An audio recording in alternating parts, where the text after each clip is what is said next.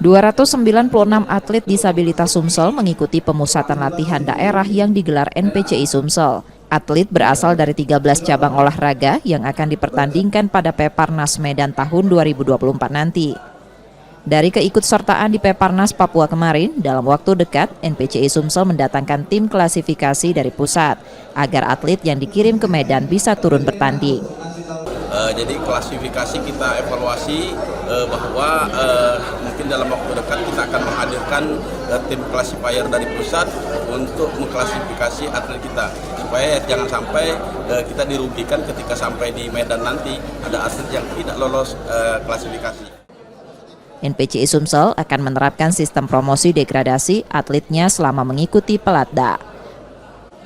Nur Muhammad, Kompas TV, Palembang, Sumatera Selatan.